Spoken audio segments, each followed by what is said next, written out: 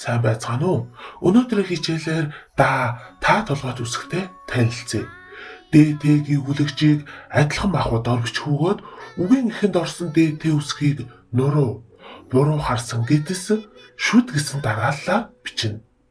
Үгийн дунд орсон ДТ ашигтай бичигдэх үед гогцоотой шилбээр бичдэг. Үүнийг хэвтэй Д, уурган Дч гэж ярих нь бий. Д үсэг үгийн дунд дэвсгэрлэвэл гэдэс шүд, үгийн адагт дэвсгэрлэвэл гэдэс сүүл гэсэн хэлбэртэй байна. Эд, дэд гэх мэт өвөрмөц бичлэгтэй үг болон гадаад үгийн адагт Д үсэг дэвсгэрлэвэл гогцоотой шилбийн араас үлмийгөөр төгсгөж бичдэг. Хүснэгтээс харвал Д үсэг нь дэвсгэр үсэг буюу ардаа эгшиггүй бичигдэж болдог. Харин Т үсэг нь үл дэвсгэрлэх үсэг буюу ямагт ардаа эгшигтэй бичигддэг гэдэг нь харагдаж байна. Ингээд эгшгээр хэрхэн амилсныг харцгаая.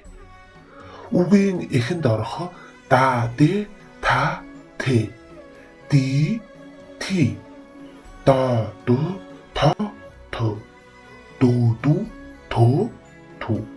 Үгийн дунд орох да, Д, та, Т, Ди, Ти, Да, Ду, Ду, Та, Ту, Ту, Ту.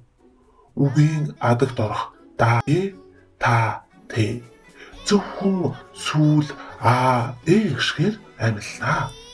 Ди, Ти, Да, Ду, Ду, Та, Ту, Ту, Ту.